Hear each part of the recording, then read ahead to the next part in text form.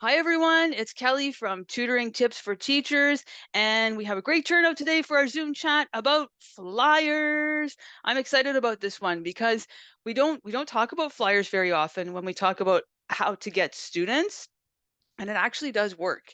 Believe it or not, good old-fashioned flyers that you put up at the coffee shop, that you put up like on a pole on the street, they actually work and they've worked for me. I've gotten students from them, and I'm going to share some of my flyers with you.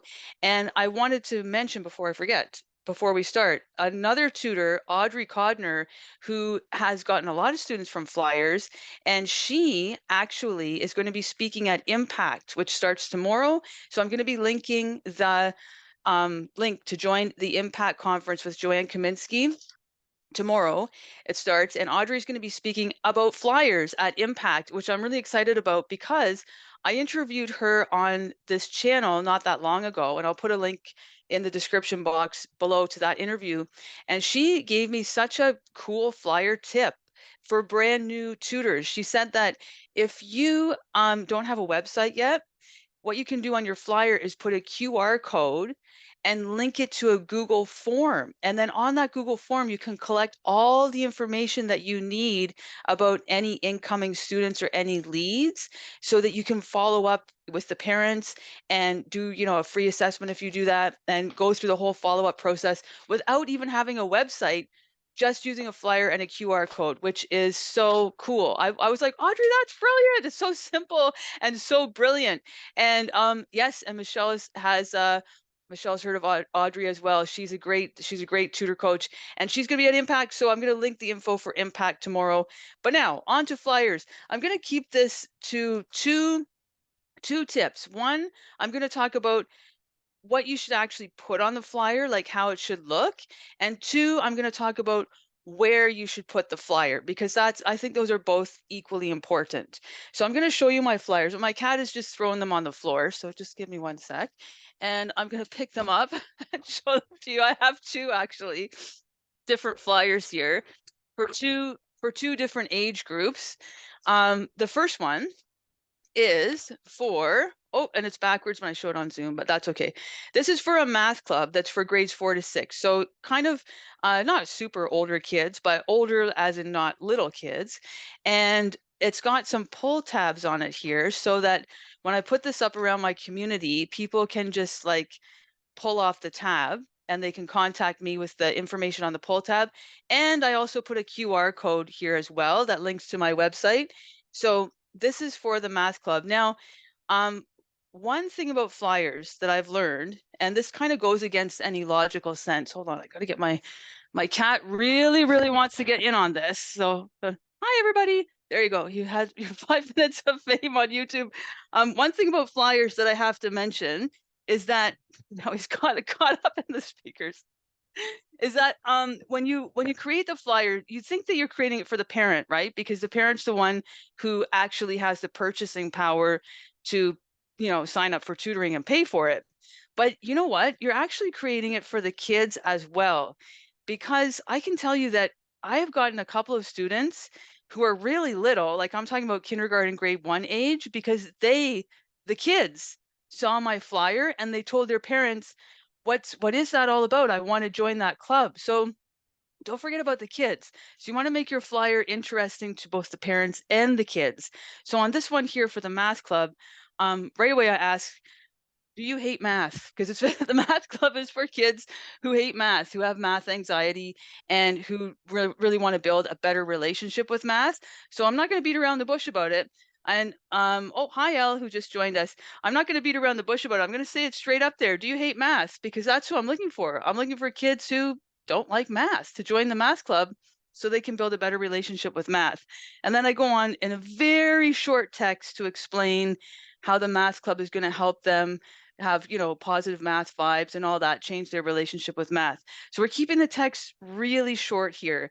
And I tried to not to put too many like super cutesy pictures on this one because it is for grades 4 to 6, and I don't want them to think it's like babyish because they're at that age where they might want to be a little bit more cool. So I tried to keep it really simple, big block letters, scan here so they know to scan the QR code to go to my website, shows you what grade it's for, nice picture of kids around that age doing math. If you're advertising, this is one big mistake I've seen. People, especially like high school math tutors or high school even English tutors or anything like that, putting on their flyers pictures of little kids. Put the age of the kid that you actually want to work with on your flyer. So make sure the age matches who you want to work with. So I tried to find pictures. So Hi, this is Elle. Thanks for joining us. I tried to find pictures of kids that look like they're in grade 4 to 6 doing some math. And then, yeah, the math club for kids who hate math or who do not like math. And then we've got our little pull tabs here so people can just pull those off and call me for more information. So that's the first example for grades 4 to 6. Now I'm going to show you the second example, which is a little bit of a different angle. Hi, Yoli. Thanks for joining us. And so this one is a little bit different. This one is more for the little kids. So this is for my readers club, and I know it's backwards on Zoom. Sorry about that. And I could have shared my screen with you, but I didn't have these handy on the screen. And I wanted to show you kind of the paper, how it looks. And I'll talk to you about the paper in a minute. So this one is for my little kids who are kindergarten to grade 3. And you'll notice that I use a lot of bright colors on this one because, again, I want to attract the kids' attention, not just the parents, but the kids as well. So I have a lot of bright colors. I put my picture there so they can, see who they're going to be working with. It's always really good if you can put your picture on the flyer because people want to see you, right? Then that builds that trust factor. They feel like they know you. And I have like the Poppet sort of background Poppets because I use Poppets in my program. That's kind of like my like a theme that I use in a lot of my marketing. And I got my little kitty cat here saying scan for more info. Cat, we play a game called Kitty Cat Whiskers too, so I always use cats in my marketing. And as you can see, they tend to make an appearance online anyway. So I have my little kitty here saying scan for more info. This one I didn't do pull tabs, I just did the QR code. And I think that's fine too. You can do either or, right? Okay, so now Cindy is asking, where do you put your flyers? And thank you, Cindy. You're leading us right into the next part of this talk because that's what I want to talk to you about. Where do you put your flyers? That's really important. Think about where your families and your students are going to be. This is going to be different for everybody, okay? So for me, I'm working with younger kids. So the best luck I've had with flyers is putting them near parks where I know my kids go and play. So most of my tutoring is online, but I also have an in-person component and I make sure that I put the flyers up in the parks near where I tutor in person, near that location. And I've gotten some calls from people going to the parks, especially in the summer. So if you live in a cold weather climate like I do here in Toronto, you know what? You're going to have better luck with flyers in the summer because people are just going to be out more seeing your flyers. Right now it's snowy and freezing cold here and nobody's out walking around looking at flyers. So right now it's not the best time to put them up. But in the summer, that's when the flyers really work. So I put them up at a park near where I tutor and I did get some calls from there. Why? Because so many people are at that park in the summer. There's farmers markets there. There's all kinds of events. They attract people from that neighborhood, other neighborhoods, all kinds of people go there and people see the flyers. So think about where your families are going to be and what they're going to be doing. And if you're tutoring little kids, choose parks that are really busy and host a lot of events because that's where the kids are going to see your flyer. The other place I put them up that I had really good luck with was near a school and it's time consuming to put up flyers and it's kind of a pain. I'm not going to lie to you. That's the downside of it. I really don't like putting them up, but since I wanted to conserve my time and energy putting up flyers, I said, okay, which is the school where I've gotten the most students ever in my whole tutoring career?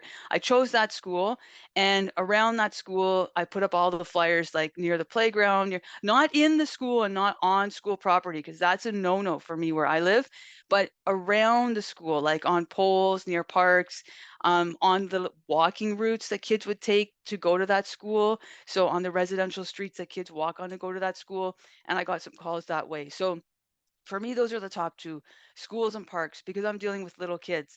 But I've heard about a tutor who tutors college level who put up their flyers. This is so smart in the laundromat where the college kids were doing their laundry. That's brilliant because their students are going to be like stuck in that laundromat waiting for their laundry for an hour, and they're going to have nothing to look at. So they're going to look at the flyer board. They saw the tutor's flyer, and that's where they got so much of their business. So it really depends on who your students are and where they are. That's what you have to really think about and put your flyers up there. Excuse me. Now, Michelle asked, do you think flyers posted outdoors in the winter is effective? Probably not. Not as effective as the summer, but honestly, Michelle, um, it's better than nothing. Like if you the more you get your name out there, the better. So if you have the time and the capacity to put them up in the winter, then I would say go for it. But if your time and capacity is limited to how much you can put up flyers, then maybe the winter is not the best use of your time. I think that's the best way to answer that. But I will say I wanted to talk to you about the paper quality of these flyers. I order these from Canva, and I don't have any association with Canva at all, but I just use it all the time, as I'm sure most of you do. And the quality of paper is like, oh my gosh, it's really good. I have to tell you, I put these flyers up in the summer and it rained and it was like sun beating down on them and all kinds of weather like that. I went by a month later and they looked as good as new on the pole. Like seriously, Canva is really good. It's really good quality.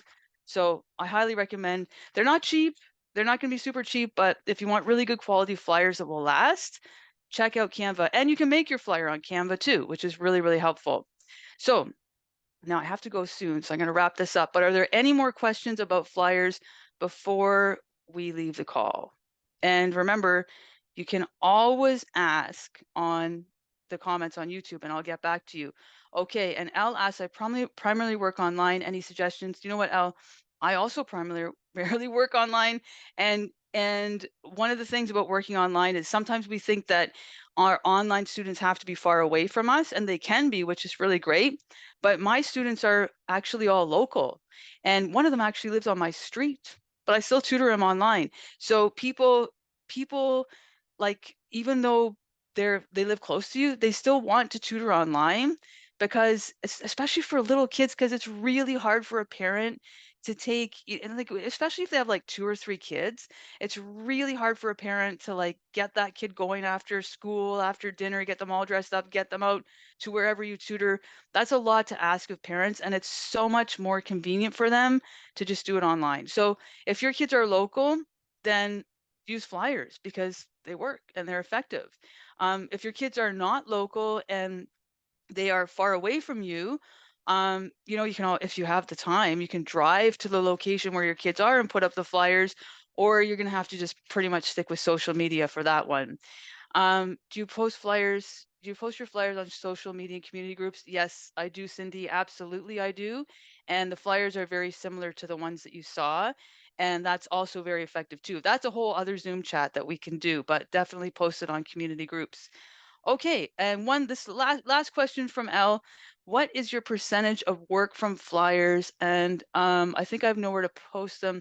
If you think you have nowhere to post them, just really, Elle, check out the coffee shops, check out the parks in your area, like really, kind of dig deep and think about your area and do a deep dive of where you could post them. Like do a really good think because I'm sure there are places that you could post them. Nextdoor, I use Nextdoor.